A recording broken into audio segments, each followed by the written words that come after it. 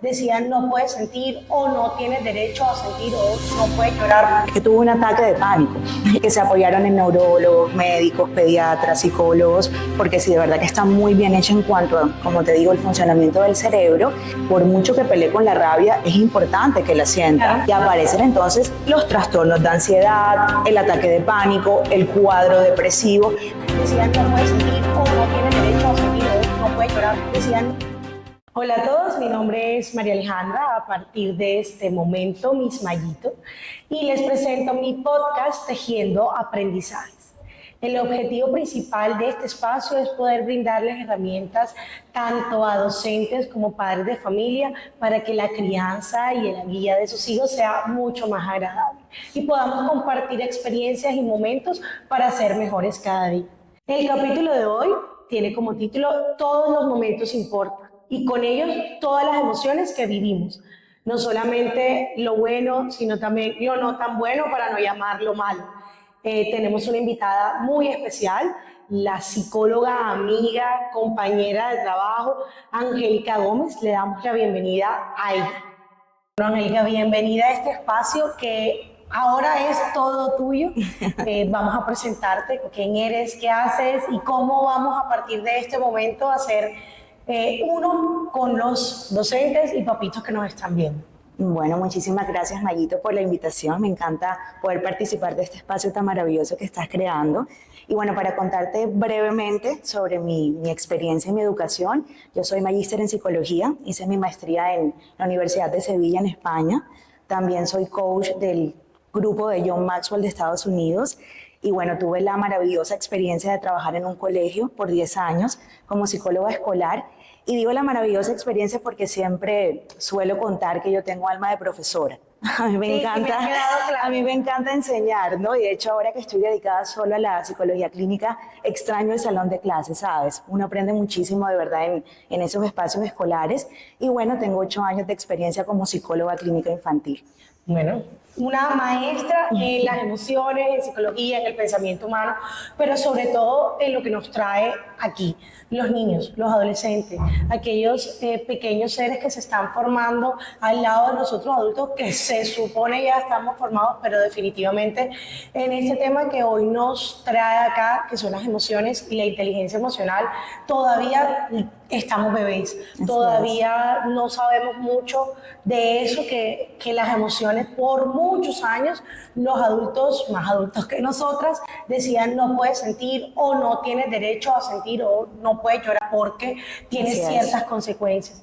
Entonces, el día de hoy yo te invité acá porque sí, hay un boom con las emociones con esta película que está de moda, que es Intensamente 2 o Inside Out 2.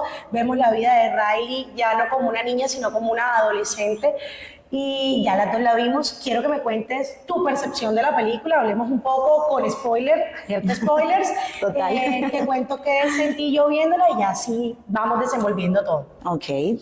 Bueno, yo creo que la película es maravillosa. Creo que la forma como se presenta el funcionamiento de la mente, de los procesos psicológicos, es sumamente creativa. De hecho, estaba leyendo que se apoyaron en neurólogos, médicos, pediatras, psicólogos, porque sí, de verdad que está muy bien hecha en cuanto a, como te digo, el funcionamiento del cerebro y tiene unos aprendizajes maravillosos. Creo que tanto niños como adultos nos sentimos identificados con la vida de Riley. Aparece esta emoción que está de moda y es la ansiedad. Y digo está de moda porque se habla mucho de la ansiedad, la gente está muy familiarizada con los conceptos de ataque de pánico, crisis de ansiedad, trastornos de ansiedad. Yo tengo niños en consulta que me dicen, es que tuve un ataque de pánico. Ellos también están muy familiarizados con este tipo de conceptos, de temas. Y bueno, creo que todos nos sentimos muy identificados, como te digo, tanto niños como adultos, en los momentos emocionales que vive Riley, ¿no? Sí, hay una parte de la película en donde los adultos alrededor de Riley creen conocerla, pero al final no la conocen. Y yo tengo una frase que me gusta usarla con mis amigos y yo no tengo hijos, pero sí la mayoría de mis amigos tienen, y soy fiel creyente que nosotros los adultos somos los responsables del niño que va a ser mañana ese adulto. Así es. Y en palabras coloquiales le digo yo, nosotros los adultos nos tiramos a los niños porque muchas veces creemos que evitarles ciertas emociones o cohibirles ciertas emociones los van a hacer mejores adultos. Y he aprendido en este montón de años siendo docente, porque yo no voy a decir los años a diferencia de ti, sí me doy cuenta que muchas veces nosotros queremos evitar los que vivan, que enfrenten situaciones para evitarles sufrimientos y esas emociones que llamamos no tan buenas. Por eso yo al principio de este espacio hablaba de emociones felices y no tan felices, Sí. o buenas o no tan buenas, porque no hay ninguna emoción mala. Y bueno, quiero que me hables un poco acerca de eso que la gente piensa que son las emociones buenas y las emociones malas. Bueno, yo creo que a lo largo de los años hemos hecho todos un intento como sociedad, ¿verdad?, de aprender sobre las emociones, y el concepto de positivas, o más bien la categorización de positivas negativas, ha cambiado. Sí. Ya no lo manejamos así, ya no le enseñamos eso a los niños, porque todas son positivas. ¿Por qué lo son? Porque todas tienen una función. Y de hecho creo que en las dos películas, tanto en la primera como en la segunda, ese es el mensaje. En la primera, no sé si recuerdas que Alegría tenía como esta obsesión de que Riley fuese feliz, ¿no? Y dejó a Tristeza como a un lado. Ella no participaba. Relegada a de... tristeza. Sí. Tristeza. De hecho, ayer me vi la primera nuevamente y una de las cosas que Alegría hace es no dejar a tocar a Tristeza los recuerdos que hacen las islas de la Ajá. personalidad de Riley. Pero lo que dices tú, al final todas son necesarias porque no tenemos que buscar es el propósito Exacto, la función. de la emoción. ¿Para qué estoy viviendo esto y para qué estoy sintiendo esto? Y de ahí tomar un aprendizaje que obviamente en un chiquito de 4 años, de 5 años, de 12 años, incluso de 15, 18 años es mucho más difícil comprender el para qué estoy viviendo una situación difícil. Claro. Pero yo como adulto que Exacto. se supone entiendo cómo se desarrolla o cómo se desenvuelven mis emociones y obviamente las emociones en ellos, pues debo acompañar. Exactamente, así es. Y de hecho en esta segunda película hay un momento maravilloso que fue mi favorito, no sé si tú coincides, es el momento en donde todas las emociones abrazan la identidad. Y fíjate que Alegría nuevamente coge como las pelotitas de los recuerdos y trata como de archivarlas. Y cuando ella tiene esta crisis de ansiedad o este ataque de pánico, digamos que todas esas pelotitas regresan y están como en el mar de las creencias. Eso es sumamente importante porque tenemos esta tendencia a evitar reprimir la emoción. La voy a ignorar, no la voy a sentir. Y resulta que cuando hacemos eso, cuando archivamos nuestros recuerdos negativos, por decirlo de alguna manera, o que son de emociones retadoras, lo que hacemos es no elaborar el proceso de aprendizaje y no desarrollamos los recursos que nos van a permitir enfrentar nuevas situaciones. Por ejemplo, yo me siento sumamente frustrada porque no alcancé una nota que quería, ¿verdad?, en el examen, y lo que hago es que reprimo, ¿no?, la emoción, la rabia, la frustración. No, en realidad yo tengo que lidiar con la emoción, que es la parte que no es tan chévere, que no es tan agradable, ¿verdad? Y luego, como decías tú, como lo explicabas, tengo que ver cuál es el aprendizaje. Y, perdona que te interrumpa, encontrar una solución. Porque cuando yo encuentro una solución y digo, ok, listo, lo que voy a hacer es estudiar, prepararme mejor para la próxima prueba, estoy creando esos recursos psicológicos y cuando me ocurra nuevamente algo similar, ya estoy preparada. Exacto, es que allá voy. Entonces, volviendo al nombre de este capítulo, que son todos los momentos importan, nosotros como adultos queremos evitar que nuestro hijo, nuestro sobrino, nuestro estudiante sufra. Sí. Sufra alguna pérdida, sufra algún momento de frustración, sufra alguna tristeza, entonces todos tienen que ser amigos de todos, todos tienen que jugar con todos, Sí. todo se te da. Porque entonces cometemos el error de que todo lo damos, material o emocionalmente hablando, y definitivamente nosotros tenemos que hacerlo, vivir esos momentos. Así es. Para que puedan conocer todas las emociones que nuestro cuerpo tiene, que nuestra mente tiene. Y que el niño, por ejemplo, se le quede un juguete en el preescolar, porque pasa que se le queda el juguete y a las 6, 7 de la noche llama una, ay, mi niñito, es que se le quedó el juguete. Yo me imagino todas las llamadas, los mensajes que Sí, tú recibes. no te alcanzas a imaginar. Es que, ¿cómo hacemos? Y yo, no, mamá, en este momento no hay juguete, o sea, no hay nadie quien abra la puerta de Steam, en este caso. Se tiene que frustrar. Mañana, Claro. se lo entregamos, mañana va a estar aquí. Entonces, muchas veces papá o mamá, por evitar que el niño o llore, o se sienta triste, o tenga rabia, que es lo más normal en ese proceso, no tengo lo que quiero, me va a dar rabia, Sí. lo que hacemos es solucionar. Y muchas veces en ese caso es comprar un nuevo juguete, estando el juguete en el preescolar, Claro, no se va a claro. perder. Entonces, evitamos así que el niño sienta esa emoción, no sepa enfrentarla, no conozca con las herramientas para solucionar, y cuando se vuelve a presentar, ya no con un juguete, sino con una situación mucho así más es. compleja, como no sé cómo enfrentarlo, pues la solución va a ser mucho más difícil. Así es. Entonces, quiero preguntarte, Angie, de todos esos momentos que vivimos en la vida, bueno, preguntarte no, quiero saber tu opinión, y es, ¿qué tan importante es vivir momentos que nos lleven a la tristeza, o que nos lleven a la frustración, o que nos lleven a la ansiedad, para cuando seamos adultos?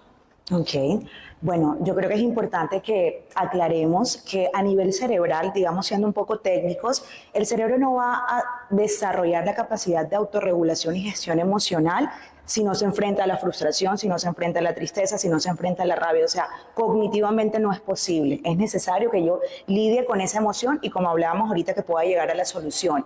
Es importante, sí, obviamente experimentar y estar abiertos a la posibilidad de sentir todas las emociones, porque todas son importantes. De hecho, mi personaje favorito de las películas de ambas es Tristeza. A mí me encanta Tristeza. Sí, a mí también. Porque siento que Tristeza al final termina siendo protagonista, o sea, como que, sobre todo en la primera, sí, como lo decíamos ahorita, la idea trata como de relegarla, pero ella es protagonista, al final ella toma el control de la mente, y hay un momento maravilloso en donde, por ejemplo, la niña está llorando, Riley, y los papás la abrazan. Ella tiene como un episodio de llanto después que se escapa, y me encanta. De hecho, yo uso esa escena en terapia con los niños, porque ella tiene el control alegría, pero tristeza, perdón, pero llama alegría, y la pelotita, el recuerdo, sale de los dos colores. Sale nostálgica. Exactamente, entonces es como esa combinación de tristeza y alegría, porque, Mayito, la función de todas las emociones es que seamos felices.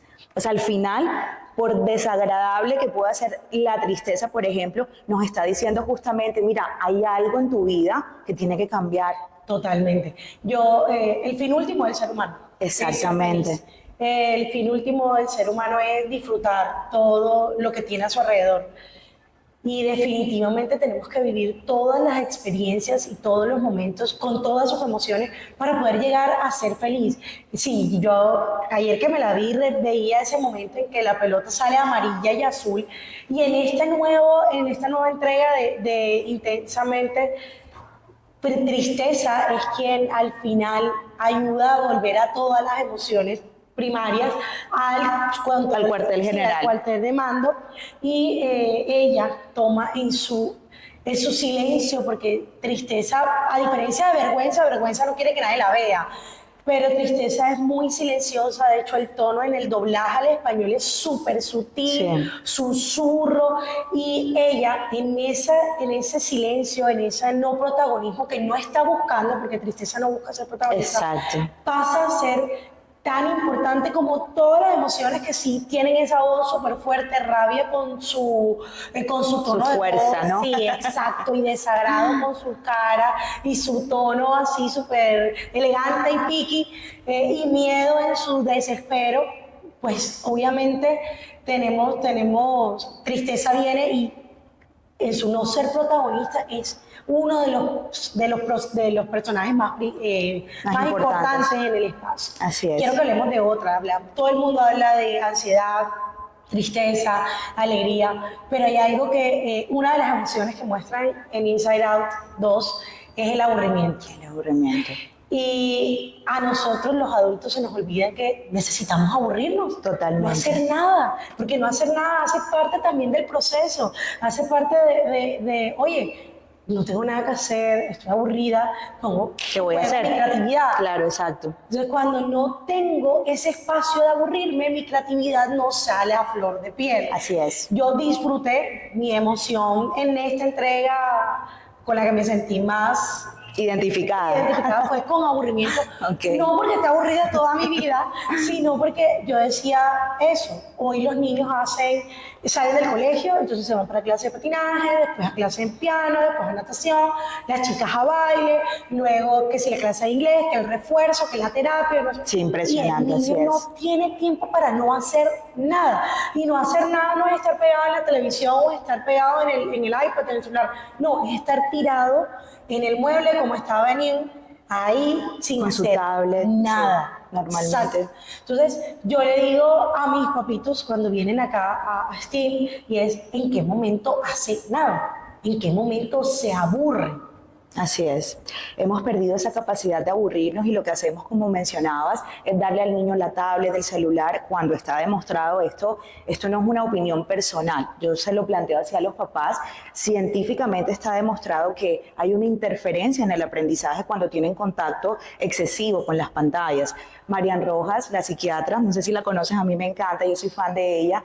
Ella plantea que cuando el bebé empieza a desarrollar ese cerebrito que es sumamente inmaduro, está atraído por los estímulos tanto visuales como auditivos, principalmente esos dos. Conforme van creciendo, y tú sabes de eso mucho más que yo, en todas estas terapias y clases de estimulación ahora que son maravillosas, tocan las texturas, huelen las cosas y ese cerebro empieza a crecer, se empieza a desarrollar. Entonces dice María Rojas que cuando yo le entrego la tablet a mi hijo, estoy volviendo a la primera etapa de cuando es bebito, porque la tablet es principalmente auditiva y visual, ¿sí? Son estímulos visuales que se mueven muy rápido y bueno, esto obviamente también el sonido. El niño no tiene la oportunidad, así sea un juego, porque es que eso es lo que los papás preguntan, pero es que es un juego súper educativo, es que es una película en donde va a aprender esto o aquello, nunca va a ser igual a la realidad. Totalmente. Y es que nuestra realidad, yo siempre pongo el ejemplo de los programas de televisión cambian de escenario tan rápido, Así es. cambian de ropa tan rápido, cambian de y hay una intención también es mantener atraído Exacto. el niño, el adulto, la persona que está Así viendo, es. el televidente. Y yo en clase no me cambio la ropa cada 2 segundos. Tú en terapias no cambias de espacio porque es el mismo espacio todo el tiempo en la Así es. terapia. Y si el niño está ahí y estoy en lo mismo, no quiero ir. Entonces ir al colegio se vuelve tedioso porque entonces todo el mundo está vestido igual con el uniforme, porque Mimi siempre tiene el mismo uniforme, porque es el mismo salón de clase. Esto me aburre, sí, esto no es interesante. Totalmente. Claro. Y es eso, es en qué momento yo, papá, sin satanizar, obviamente la tecnología, porque es que vivimos inmersos en la tecnología gracias a ella. Hoy estamos llegando a todas estas familias y docentes que nos acompañan. Pero hasta qué punto yo en el desarrollo de mi hijo le voy a permitir que el cuidador sea un televisor, una tablet, y hasta qué punto le voy a permitir yo a mi hijo aburrirse. Así es. Que es a donde vamos, a donde te decía que no tienen como tal, los niños hoy en día no tienen como tal necesidad de aburrirse porque lo tienen todo, porque ahí está, porque está la tablet, el juguete o la actividad extracurricular, porque es que estamos hablando, bueno, de las pantallas, del iPad, de la tablet, del televisor, pero no estamos hablando también de todas estas actividades extracurriculares que los papás, pues obviamente ponen a hacer a sus hijos, porque yo prefiero, si yo fuera mamá, yo preferiría que mi hijo estuviera nadando o en clase de baile que pegado en una tablet de casa. Claro. Si ese es el espacio que vamos a propiciar si no va a una actividad extracurricular. Pero yo también tengo que ponerle freno. Ven acá. Sí, está en baile, está en danza. Sí, tienen unas agendas impresionantes.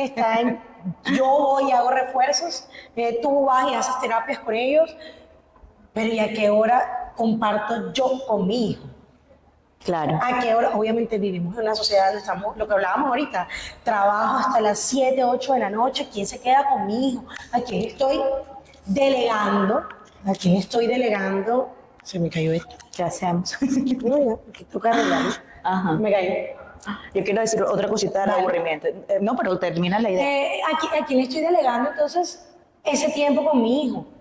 ¿Quién le está enseñando a mi hijo cómo se ven las emociones? Claro, claro. Y el aburrimiento también es importante porque desarrolla la capacidad creativa. Cuando el niño coge esa caja y se transforma la caja en una casa, en un barco, en un avión, está utilizando esa capacidad imaginativa y de creatividad que al final es la que usamos en nuestra vida adulta. Es la que usa el arquitecto cuando de la nada en unos planos plasma una casa, un edificio, es la que usa el ingeniero civil. O sea, esa capacidad de creación nace de ahí. En el aburrimiento, yo le digo a los papás, ¿saben por qué su hijo prefiere jugar con la caja que con el juguete? Porque es que la caja sí la dejas destruir, el juguete no. Como Además. son 100.000 pesos del juguete, entonces ¿cómo? Y se lo pones en el estante más alto para que no lo coja, pero la caja se la deja ahí porque la puede romper, porque el niño quiere saber cómo funciona, porque ahí es donde vamos, a la creatividad. La por creatividad. esto puedo construir. Y sí, definitivamente la manera de expresar el aburrimiento es: estoy aquí en este espacio, solo, ¿qué hago? ¿Qué hago? Así ¿Qué es. encuentro? No hay televisor, no hay nada. Yo me acuerdo que en mi época, hace muchos años, el aburrimiento se mataba saliendo a la calle a jugar. A jugar con los amigos. Timbol, escondido. Claro, como ahora los niños viven en edificios, tienen todas estas actividades extracurriculares, no hay espacio para que compartan en la calle. Yo recuerdo que nosotros vivíamos en un barrio popular, una cuadra de casa frente con frente, no pasaba carro y era armar el fusilado, la tableta, y salía todo el mundo corriendo a buscar. Entonces, eran los espacios para... De interacción. Exacto, para no aburrirnos, pero que al final no se terminaba de jugar. Bueno, ¿y ahora qué hacemos? Sí, y nos damos tiempo de... No tenemos nada que hacer, vamos a jugar con las Barbies. Vamos a inventar, es que vamos a crear, vamos a imaginar. Exactamente. Así es, así es. Quiero, Angie, que me cuentes un poco desde tu experiencia porque, bueno, para los que no saben, Angie trabaja con niños desde los 4 años hasta adolescentes. Quiero que me expliques qué es lo más difícil de las emociones de entender en todo este proceso del crecimiento. Ok, yo creo que lo más difícil es aceptarlas, lo más difícil es reconocer su función, porque lidiar con ellas es desagradable, ¿sí? Decimos que todas son positivas, pero la realidad es que hay unas agradables y otras desagradables. Tengo esta pacientica, yo disfruto muchísimo las sesiones con ella, me encantan porque tiene unas interpretaciones y unos análisis divinos. Se llama Mariana y ella vive peleando con la rabia. Entonces en terapia me dice, pero ¿por qué, Angie? Yo quiero que tú me expliques ¿cuál es la bendita función de la rabia? No me digas que eso sirve para algo, porque claro, desde su perspectiva me dice, yo lo que hago cuando tengo rabia es hablarle mal a mi mamá, después me siento mal yo, mira el caos que crea la rabia. Entonces yo creo que esa parte de aceptación no es fácil y conforme vamos creciendo las emociones se complejizan, aparecen otras, ¿no? Que son, sí, un reto a nivel personal lidiar con ellas, quiero decir, pero es importante y es lo que hacemos en terapia, tanto con niños como adultos, que entendamos que, por ejemplo, en el caso de Mariana, por mucho que pelee con la rabia, es importante que la sienta. Claro. Yo le suelo decir, por ejemplo, a ella, que vive de pelea con esa emoción, imagínate que la rabia no existiera, imagínate que viviéramos en un mundo en donde pues no habría límites, porque una persona transgrede mis derechos y a mí no me importa, ¿verdad? Una persona de alguna manera me maltrata, pero como yo no siento rabia, la rabia te conecta con lo injusto, Claro. La rabia te conecta con lo que no está bien y nos permite, es una oportunidad, una invitación a establecer sanos límites. Entonces es importante. Sí, yo siento que definitivamente la rabia, hablando de esta emoción, nos permite poner límites, pero sobre todo pero no dejar que pasen por encima del otro. ¿A qué voy? Nosotros nos da mucha rabia que me empujen, digo yo, pero también cuando nos ponemos en los zapatos del otro y sentimos esa rabia, pero por empatía, porque mira que al otro le hicieron, entonces también podemos lograr ser defensores de los demás, pero Así es. es naciendo de esa emoción que es la rabia, que me hace sentir que mira cómo están tratando a este niño, porque y desde esa emoción tan visceral, porque yo creo que la rabia sale del estómago. Así es. Y por eso es tan difícil de manejar. No es fácil manejar la emoción de la rabia porque es intensa. Exacto, te duele la barriga, Sí. te duele el colon, tú no sabes ni por dónde mirarla, que te hace actuar. La rabia te hace actuar. El miedo te frena, pero la rabia te hace actuar. Así es. Quiero hablar de esa otra emoción, que es el miedo, que también hablaba con mi esposo ayer, de que los sueños son muchas veces ese reflejo del miedo o deseos reprimidos y nos da pavor sentir miedo. Así Pero es. el miedo nos cuida, que era lo que hablaban en la película. El miedo cuida a Riley todo el tiempo. Así Entonces, es. quiero que nos hables también un poco sobre Esa emoción. Fíjate que retomando, digamos, el reto principal que tenemos en los espacios de psicoterapia, yo le trato de propiciar, no invito a los niños y a los adultos a que sientan la emoción. Sí, porque esa es la parte que yo te digo que es más complicada, es más difícil. Entonces, en el caso del miedo, cuando hacemos estos ejercicios de mindfulness, de atención plena, es cerrar los ojos y sentirlo. Porque cuando yo lo siento, puedo escuchar el mensaje. Cuando yo lo reprimo, digamos que me pierdo de lo que me quiere transmitir. El miedo nos cuida, el miedo nos ayuda a identificar cuáles son esas cosas que nos hacen daño, y la ansiedad, que es un miedo hacia el futuro, ¿verdad? Que tiene ese componente que planifica hacia el futuro, también nos habla de esos posibles riesgos que vamos a enfrentar. Si no fuese así, pues viviríamos en un mundo sumamente riesgoso, asumiríamos cosas, desarrollaríamos conductas que nos ponen en peligro. Entonces, siempre es importante aceptarlo, lidiar, sentir la emoción y, como te digo, escuchar ese mensaje que nos está transmitiendo. con los chiquis de 1 año, 2 años, nos damos cuenta que no tienen miedo a nada. Ellos van adelante, Así es. de frente, sin miedo al éxito, como digo yo. Y entonces quiero preguntarte, ¿en qué momento empezamos a sentir miedos? Y muchas de las preguntas que mamá y papá hacen cuando vienen acá es, ¿será que mi hijo tiene mis miedos? ¿Mi hijo está Buena aprendiendo pregunta. sobre mis miedos o son sus propios miedos? Bueno, en los procesos de educación que hacemos tanto escolares como en casa, ¿no? Le transmitimos al niño la información que le permite estar a salvo. Le decimos, mira, no puedes meter el dedito en el enchufe porque eso pasa electricidad, tienes que tener cuidado con esto o aquello. Ahí es donde empieza a aparecer esa emoción, que de hecho en la primera película hay una escena en donde ella es bebita y él es el que hace el personaje, ¿no? Sí, Que no sí. se lastime. Entonces, en ese proceso de mostrarle al niño cómo es el mundo, que hacen ustedes en las escuelas y los papás y bueno, todos los que participamos en el proceso de educación de los niños, es nuestra responsabilidad mostrarle los riesgos, pero yo creo que como papás y como cuidadores tenemos un gran reto, Mayito, y es poder identificar cuándo es mi miedo, y van más allá de los riesgos normales, ¿verdad?, de que vive un niño en su día a día, y cuándo es algo que mi hijo me está presentando, porque efectivamente sí podemos transmitirle nuestros miedos. Heredarles. Exactamente, y entonces ves chiquitos, por ejemplo, algo que me parece muy típico, obsesionados con estar limpios, que te dicen cosas como, no, yo no me puedo ensuciar porque me voy a enfermar, porque es que esto tiene bacterias, esto tiene virus, y eso a veces y viene de casa, de mamá y papá. El miedo de mamá y papá que te enfermes, entonces por eso te estoy limpiando. Ese niño que viene... O de que tienes que estar perfecto, porque también es un tema de perfección. Tengo que estar limpio, no me puedo ensuciar, cuando el juego implica ensuciarse, el juego implica, bueno, con unos límites obviamente, pero implica interactuar con los estímulos que están, y eso a veces significa que me voy a ensuciar de pintura, de plastilina. Entonces sí creo que debemos ser muy cuidadosos, pero para eso creo que requiere de nosotros un proceso personal. Exactamente, y entonces allá voy. Yo siento que el miedo y el desagrado, que es la otra emoción muy Sí. linda de ella, de hecho, Todas perfectas. sí, toda bien puesta, va muy ligado a el adulto que está a mi lado. Por ejemplo, Así es. en casa de mi suegra no se comía cierta verdura y mi esposo y sus hermanos no le gusta, no la comen, pero es porque nunca apareció, porque a mi suegra no le gustaba. Ok. Entonces, también esas cosas que nos desagradan del mundo también son heredados de los adultos que tenemos a nuestro alrededor, o todo aquello que logramos probar, pero, ay, no, es que si haces por ahí no es, porque es que yo viví esta experiencia. Entonces, no dejamos que el niño, el adolescente, viva su experiencia con esa emoción o con ese momento o con esa situación que le evitamos. Lo que hablábamos ahorita, evitamos que el niño viva momentos, Así es. evitamos que el niño sienta dichas emociones, porque como ya yo la viví y mi experiencia no fue tan buena, entonces, mira, aprende de acá. Claro, claro, Y claro. dice el adagio popular que nadie aprende en cabeza ajena. Así es. Entonces, sí es importante y relevante en el desarrollo de los niños, los adultos, que dejemos que cada quien viva su experiencia y crea su propia relación ante el momento con la emoción.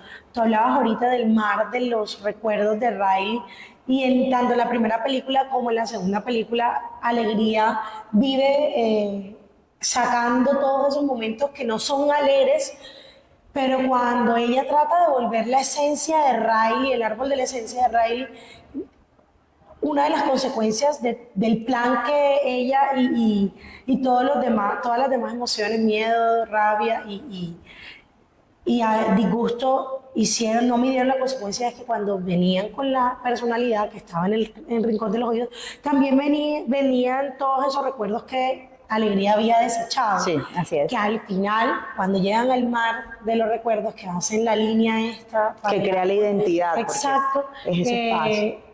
Nos damos cuenta que Riley debía haber tenido todos esos malos recuerdos que Alegría había sacado, porque con esos recuerdos es que ella, con esos momentos que ella vivió, va a ser quien es. Sí, está bien decirte que eres la mejor, pero está también decirte que tienes que hacerlo, Así es. que tienes que mejorar cada día, que eres muy buena amiga, pero también tienes momentos para pensar en ti, en que tú eres importante, que no importa, que sí importa, obviamente, no quiere decir que no importa lo que el otro piense de ti, pero que es más importante lo que tú pienses de ti mismo. Así Porque esas es. son las cosas que Alegría no dejaba que Riley viviera. Ella quería meterle solo momentos positivos para crear una buena persona en esencia, pero al final sin todo lo que aquello va. Porque sí, yo soy buena persona hoy por todos los momentos que he vivido. Exacto, y yo he los tenido aprendizajes momentos malos y las enseñanzas. en que mis emociones no han sido las mejores.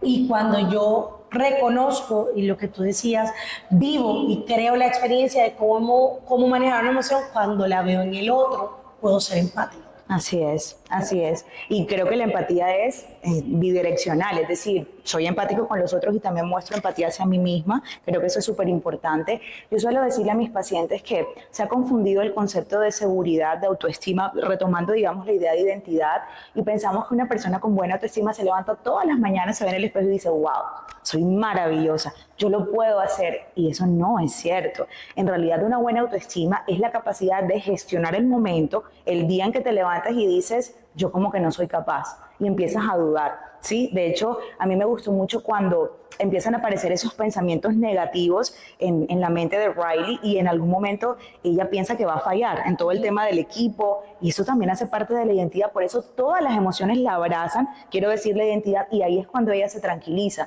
cuando yo puedo decir, no tengo que ser perfecto. Total. Me puedo quejar, sí, también puedo dudar de lo que soy, puedo dudar de mis capacidades, y cómo gestiono eso me va a preparar para las futuras situaciones que se presenten. Como decía ahorita, va a desarrollar esos recursos de autoestima, de seguridad, pero no en la ausencia de la inseguridad, sino es más bien cómo la gestiono. ¿Cómo lo enfrento? Exactamente. Yo, ahora que hablabas sobre el que la gente piensa, que las personas pensamos que aquella persona que tiene una autoestima alta o vive alegre todo el tiempo se levanta todos los días felices. Y quiero sacar a colación un caso muy famoso y muy desconcertante en su momento, y fue la muerte de Robin Williams. Robin Williams en todos sus personajes era un personaje alegre, un personaje feliz, Sí. la mamá que se disfraza, el papá que se disfraza de nana para poder estar con sus hijos, el papá que juega un juego de dados para compartir tiempo con su hijo, que ya... Entonces, en ese orden de ideas, todos estábamos convencidos, yo personalmente, porque amo las películas de Robin Williams, Claro. creía que él era un hombre feliz. Claro, y nos sorprendió cuando Robin Williams supimos la noticia, claro. Que Robin Williams era un hombre feliz y que no sufría por nada. Y ver esa noticia que se quitó la vida porque sufría de depresión, es eso, es el no saber cómo enfrentar nuestras emociones. Así es. No conozco a Robin Williams, no sé cuáles eran sus problemas, pero sí puedo inferir un poco en que cuando tú no enfrentas las emociones que la vida te está poniendo, no eres capaz de saber y reaccionar ante las situaciones. Así es. Que definitivamente necesitamos vivirlas, necesitamos hacerlas parte de nuestra vida para poder hacerla nuestra esencia. Después de haber hablado de todas las emociones, después de haber explicado las que nos gustaban, las que no nos gustaban Así tanto, es. quiero que nos respondas a mí, a los que nos están viendo, cómo Angie, cómo logro saber cómo me siento, pero cómo logro trabajarlo con los niños. Porque es que eso es, hoy estamos aquí reunidos para que yo adulto y todos los adultos que nos están viendo sepamos cómo darle manejo en ciertas situaciones a las emociones que vivimos. Ok, bueno, decía ahorita que el primer paso definitivamente es sentirlas, es la parte desagradable del proceso, pero no lo podemos volar, no podemos volarnos ese paso. De hecho, algunas veces mis pacientes me dicen eso, pero ¿cómo hago para no sentirme triste, Angie? ¿Cómo hago como para no evitar, transitar este momento de tristeza, de frustración, de rabia? Y no es posible, esa es la respuesta. No es posible porque tenemos que aceptar lo que estamos viviendo, lo que estamos sintiendo, y luego que hay esa aceptación es cuando me siento a reflexionar sobre lo que está pasando y la emoción me invita a tomar acción. Tú ahorita decías algo que me encantó, por ejemplo, hablabas de la rabia y decías, la rabia me invita, ¿no?, a accionar, a tomar decisiones. Entonces, si yo estoy triste, la tristeza seguramente me está mostrando que hay algo que me está haciendo infeliz, que es, necesito identificarlo, y cuando lo tengo claro, entonces puedo empezar a tomar decisiones, empezar a generar cambios que me van a llevar a una posición de felicidad. Imagínate que no existiera la tristeza, nosotros no tendríamos la oportunidad de salir de posiciones emocionales duras, dolorosas, nos quedaríamos ahí perpetuándolas. Entonces, qué importante es, primer paso, sentir. E insisto en esto porque creemos que la sentimos y eso no es cierto. Cuando yo estoy triste y me voy de pronto con mis amigas y me emborracho, ¿verdad? No quiero decir que necesariamente eso sea bueno o malo, porque creo que ese no es el discurso, pero tal vez esa borrachera o ese consumo de alcohol está escondiendo la emoción. Sí, lo estoy viviendo. Exacto. No lo quiero sentir. No lo quiero sentir, quiero anestesiarme, ¿verdad?, con el alcohol, y de pronto al día siguiente me levanté a trabajar y nunca pensé en eso que ocurrió que me hizo sentir triste. De pronto estoy súper molesta con una persona y prefiero trabajar. Entonces vemos a estas personas, ¿no?, que son workaholics o que esconden sus emociones a través del trabajo porque yo necesito distraerme, yo no quiero pensar en eso. Entonces esa acumulación emocional, ¿verdad?, cuando de alguna manera ese tarrito de emociones se va llenando, al final nos enferma, Mayito, nos enferma física o emocionalmente. Lo que hablábamos ahorita. Y aparecen entonces los trastornos de ansiedad, el ataque de pánico, el cuadro depresivo, y ahí es mucho más difícil porque es que ya no tengo que lidiar con una emoción, estoy lidiando con un cúmulo de emociones y eso es más complicado. Un cúmulo de emociones que traen un cúmulo de consecuencias en mi cabeza. Además, porque, listo, decidí no pensarla, pagarla en el alcohol, en el trabajo, con los amigos, con la familia, sí, comiendo. sí, también. Pero cuando viene, entonces tengo que enfrentar la emoción más la consecuencia Así es. de no haber pensado o haberle hecho frente a esa emoción, y viene el sobrepienso ante todo lo que debía haber hecho y no hice. Así es. Y es cuando tenemos estos cuadros que, como te digo, son más complicados. ¿Cómo lo hacemos con los niños? Esa es la gran pregunta de todos los papás. Definitivamente. Es así, creo que es la pregunta que todos tenemos. Bueno, con los niños tenemos que permitirles, obviamente, vivir ese primer paso de sentir. Entonces, ¿qué estás sintiendo? Cuéntame. A mí me encanta, por ejemplo, ubicarlos en el cuerpo. Dime a nivel corporal qué es lo que estás sintiendo. Y ellos se conectan con el cuerpo de una manera maravillosa, porque los niños son muy de instintos. Entonces te dicen, me duele la cabeza, siento como que tengo los cachetes rojos, o como que los tengo calientes cuando están molestos. Y esa conexión con la emoción, aunque no lo creamos, porque suena irónico, tranquiliza. Y te voy a decir por qué. Porque la amígdala, que es la parte del cerebro, es la estructura cerebral en donde se gestiona lo emocional, ella se dispara, ¿verdad? Y tiene una capacidad increíble de hasta paralizar el cerebro. El cerebro está en modo tristeza, está en modo rabia. Por eso es que en la película toman el control, ¿verdad?, de la mente. Y esta parte, que es el lóbulo prefrontal, es una parte mucho más compleja. Aquí es donde nos regulamos. Y el lenguaje, el responsable del lenguaje es el lóbulo prefrontal. Okay. Entonces, cuando tú dices, Angie, yo como que siento que me están sudando las manos, el pecho me duele, yo creo que esto es miedo, se prende el lóbulo prefrontal. ¿Y qué pasa con la amígdala? baja su intensidad. Ok. Y entonces ahí empiezas tú a entender qué es lo que te está pasando y podemos entonces generar este espacio de reflexión. Entonces el niño te dice, es que tengo rabia porque tú no me quieres dar ese juguete, yo lo quiero ya, lo quiero ahora. Entonces, ok, es normal que sienta rabia. Claro, cuando no nos dan las cosas nos molesta, validamos la emoción. Primero la sintió, permitimos que la sienta, la validamos y aquí viene esta parte que no es tan fácil, pero es encontrar esa solución que no necesariamente es ceder exactamente a lo que el niño nos está diciendo.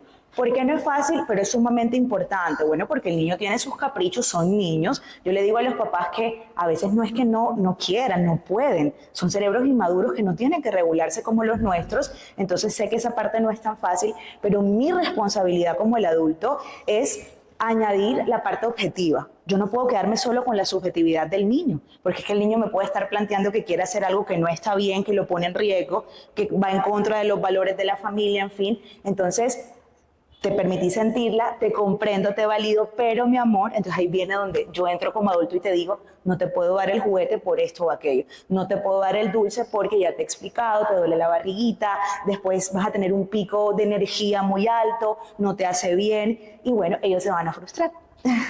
Y ahí esa es la parte complicada. Sí, con los niños. Esa es la parte complicada, sí. porque entonces tenemos estas expectativas como adultos. Yo le digo esto a los papás y al final se ríen de que el niño te va a decir, toma mis mallitos, tienes toda la razón, yo no debo comerme el dulce porque es que el azúcar afecta.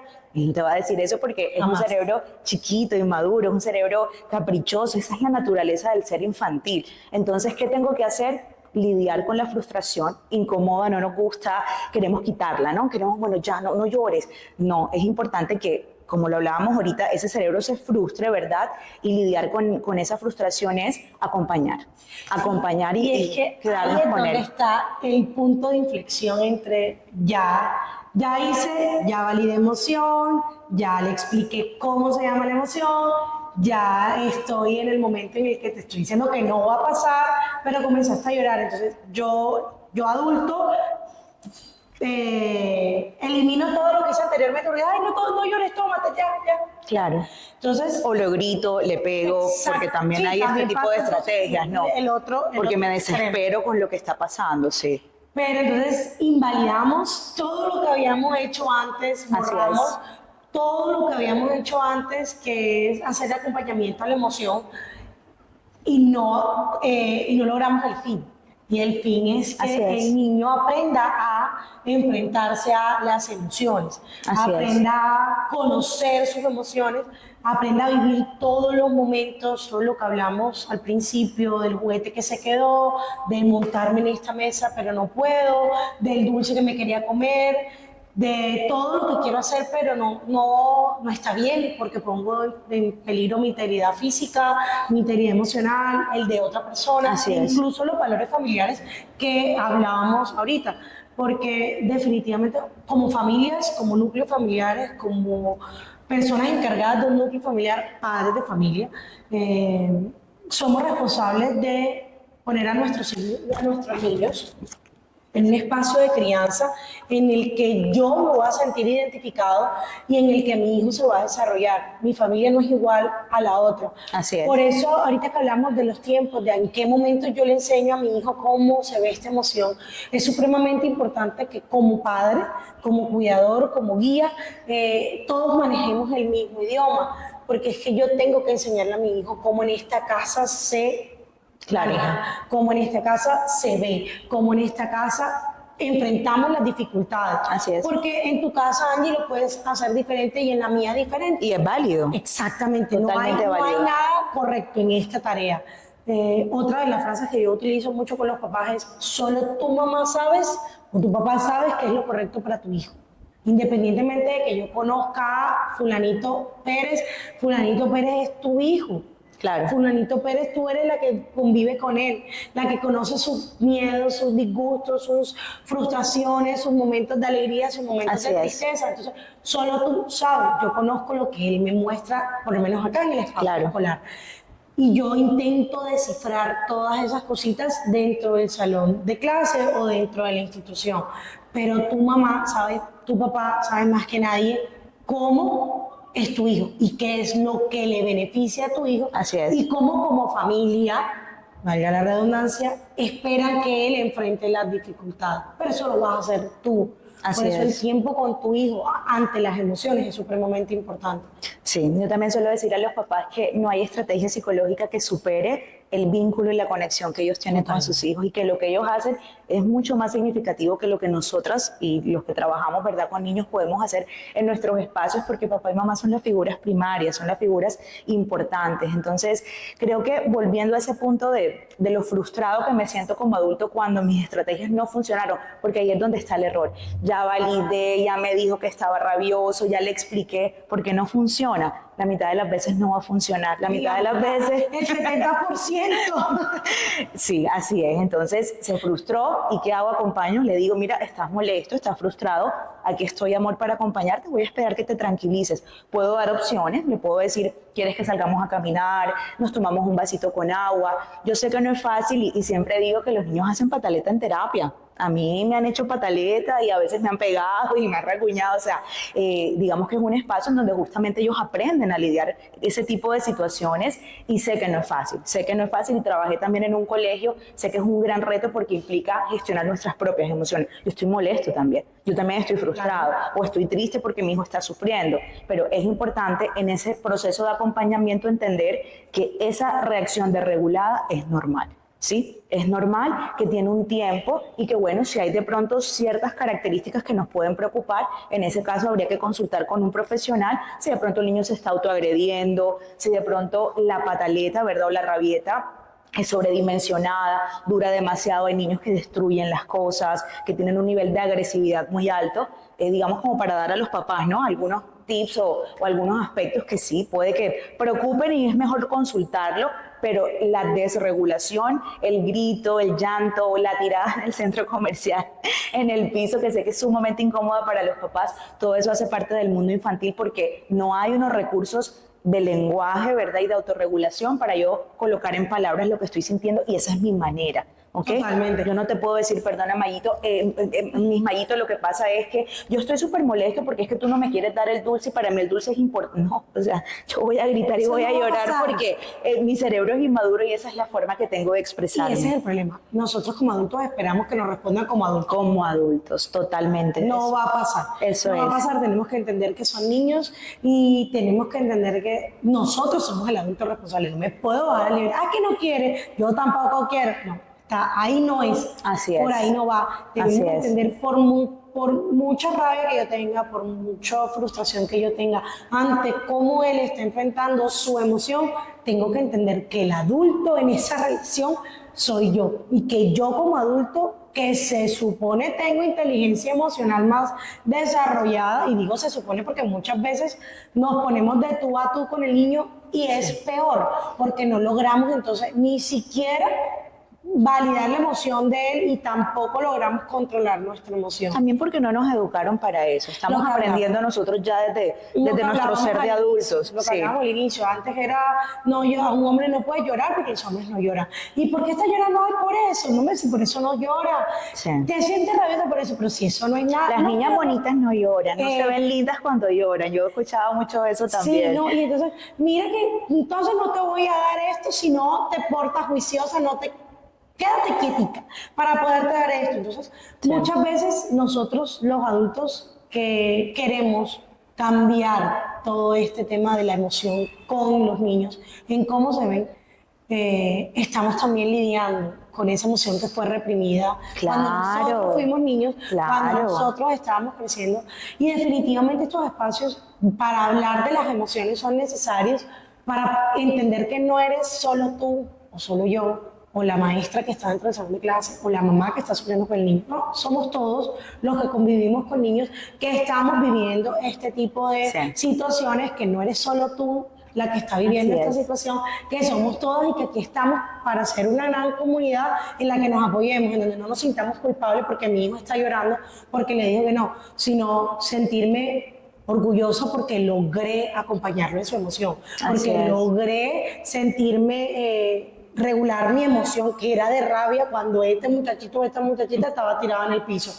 Logré calmarme y acompañarlo a él. Siéntete orgullosa. Y en el momento en Así que yo es. lo haga, también siéntete orgullosa porque estamos aprendiendo juntos, estamos creciendo juntos y estamos cada día educándonos para ser mejor en la crianza de los niños. Así es. Quiero agradecerte, Angie, por este espacio, por este primer episodio. Nos los estrenamos. Capítulo, totalmente, y creo que de la mejor forma, porque las emociones son tema para hablar largo y tendido, horas y horas y Así horas.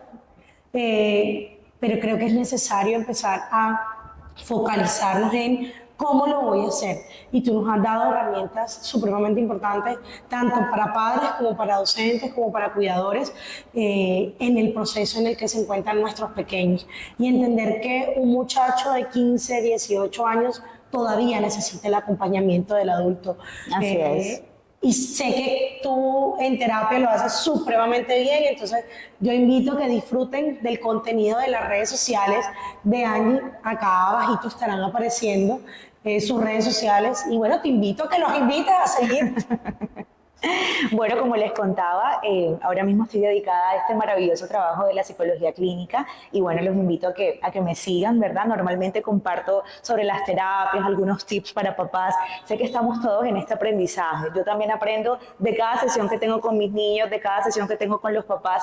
Creo que estamos en este maravilloso momento a nivel social de reconocer la importancia de las emociones y de educarnos en comunidad, porque creo que es así, en la inteligencia emocional, en esa educación emocional que es tan importante. Bueno, este es el primero de muchos. Esperamos poder tener a Angie en otras oportunidades. Por favor. Gracias por acompañarnos en este capítulo. Adiós.